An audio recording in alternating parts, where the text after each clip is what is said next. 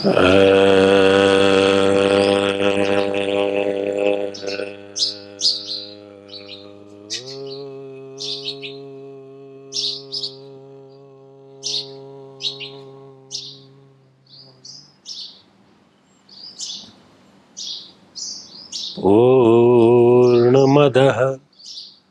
पूर्णमिदं पूर्णात् पूर्णमुदच्यते पूर्णस्य पूर्णमादाय पूर्णमेवावशिष्यते। ओम शांति शांति शांति।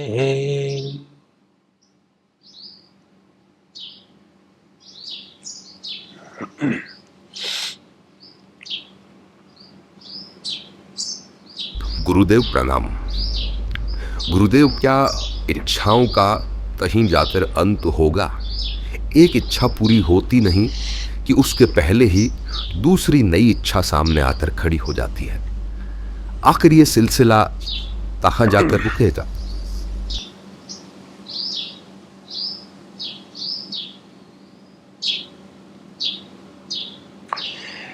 देखिए, ये सिलसिला कहीं रुकने वाला नहीं है, क्योंकि इच्छाओं को आपने आत्मसात कर लिया है। रुकने को तो अभी इसी पल इसी क्षण रुक सकता है, लेकिन दो चीजें हैं। एक होती है जरूरतें, जैसे कि रोटी, कपड़ा और मकान। तो जरूरतें जो है वो तो पूरी हो जाएंगी, होनी ही चाहिए, लेकिन इच्छाएं अनंत हैं, क्योंकि जरूरतें न्यूनतम यदि है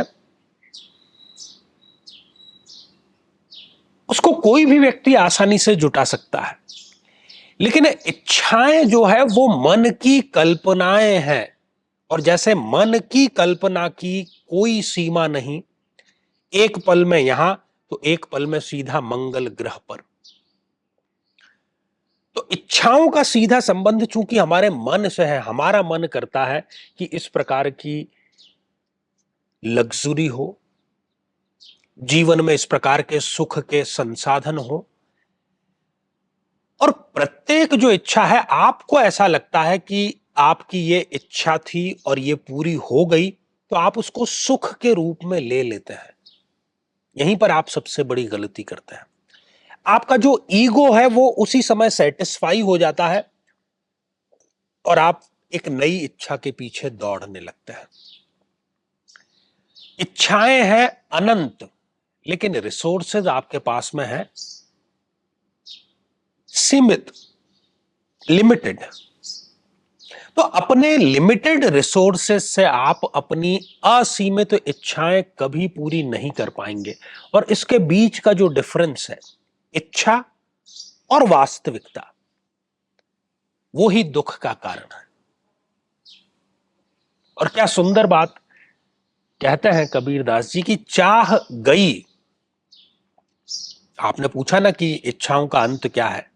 इच्छाओं का अंत आनंद में है, शांति में है, कि चाह गई, चिंता मिटी और मनवा बेपरवाह। और जिसको कुछ नहीं चाहिए वो है शहंशाह। ऐसे ही नहीं, संत और फकीर जो है वो शहंशाह है अपनी स्वयं की दुनिया के। क्योंकि भौतिक जितनी इच्छाएं हैं, वो धन की इच्छा है, सत्ता की इच्छा है, वो पूरी हो भी यदि जाए तो वो आपको आत्मिक शांति नहीं प्रदान करेगी। और यदि जो आध्यात्मिक इच्छाएं हैं, जो आत्मिक इच्छाएं हैं, स्वयं को जानने की, चेतनता को जानने की, चेतन अवस्था को जानने की, उससे पार जाने की, द्वैत के पार जाने की, वो आपको परम शांति में, परम आनंद में सदैव सदैव के लिए रखने का कार्य करती है। और हर एक इच्छा क्या बनाती है आपको? एक व्यक्तित्व के तौर पर वो आपको एक गुलाम बनाती है। आज का जो इंसान है वो इच्छाओं का गुलाम है।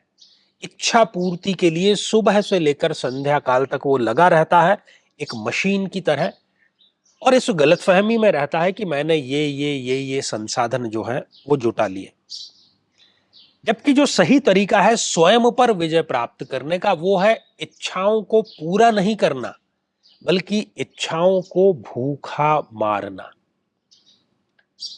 इसका आप कदापि ये मतलब मत लीजिए कि अपने डेवलपमेंट, अपने एक्सीलेंस के लिए कार्य नहीं करना है, बेशक करना है, लेकिन डर का त्याग करके। इच्छा आपको डरपोक बनाती है, पूरी होगी नहीं होगी, और उस इच्छा पूर्ति के लिए गलत मार्ग पर व्यक्ति चल पड़ता है।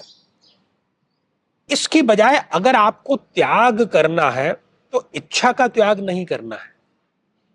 कबीरदास जी ने तो कह दिया कि चाह गई चिंता मिटी, लेकिन आप गृहस्थ हैं और संपूर्ण रूप से, विशुद्ध रूप से हर एक इच्छा का त्याग संभव नहीं है, व्यावहारिक सी बात है। तो कम से कम जो कर्म का जो फल है, उस फल की आसक्ति का भी यदि आप त्याग कर देते हैं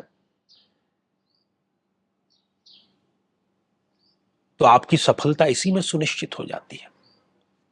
क्योंकि हर एक इच्छा आपको गुलाम बनाती है, आपको मशीन बनाती है, आपको आनंद से दूर लेकर के जाती है। एक बूढ़ा व्यक्ति था, बूढ़ा हो गया था और किसी प्रकार की पेंशन उसके पास आती नहीं थी, धन की बड़ी कमी थी। उसके बाहर से, गली के बाहर से एक मिठाई बेचने वाला, शायद गुलाब जामुन बेचने वाला व्यक्ति जा रहा था और उसकी बड़ी इच्छा हुई, मीठा उसे बड़ा पसंद था। तो उसने पूछा, भाई गुलाब जामुन कैसे तुम दे रहे हो? तो उस गुलाब जामुन वाले ने कहा कि 100 रुपए के 4 गुलाब जामुन मैं इस प्रकार से दे रहा हूं। पैसे उसके पास में थे नहीं। सामने उसने देखा कि एक बहुमंजिला इमारत जो है उसका निर्माण चल रहा था, तो वो ठेकेदार के पास में गया। उसने कहा कि मुझे भी कुछ काम दे दीजिए। ठेकेदार ने कहा कि तुम्हारी उम्र को देखते हुए ये काम तुम्हारे लायक नहीं है। नहीं, उसने कहा मैं ये कार्य करूंगा। खैर, तो उस ठेकेदार ने उस बूढ़े व्यक्ति को कुछ ईंटों को एक स्थान से दूसरे स्थान तक ले जाने का काम दिया। काम सुबह से संध्या काल का था, लेकिन आधे दिन में ही उस बूढ़े की कमर टूट गई, क्योंकि उम्र हो चुकी थी, शरीर इतना उसका बलशाल नहीं था, बलशाली। तो वो ठेकेदार के पास में पहुंच गया कि मुझे तो आप जो है आधे दिन की मजदूरी दे दीजिए, मैं आगे काम नहीं कर पाऊंगा। जो पूरे दिन की मजदूरी थी वो 200 रुपए थी। तो इस हिसाब से जो आधे दिन की मजदूरी है वो 100 रुपए ठेकेदार ने उसको दे दी। अब 100 रुपए आ गए थे, उसको जाकर के उस गुलाब जामुन वाले के पास जाना था, उससे खरीदना था। सो उसने वैसा ही किया, गया वो और 100 रुपए का नोट उसको देकर के 4 उसने गुलाब जामुन ले लिए एक लिफाफे में।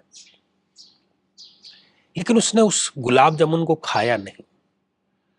वो एक नदी के किनारे जाकर के बैठ गया और एक गुलाब जामुन अपने हाथ में पकड़ा और बोला कि अगर ये तुझे गुलाब जामुन खाना है तो कठोर शारीरिक श्रम करना पड़ेगा इस उम्र में भी। और ऐसा कहते हुए गुलाब जामुन उसने नदी में पटक दिया और ऐसा करके उसने 4 गुलाब जामुन नदी में पटक दिए।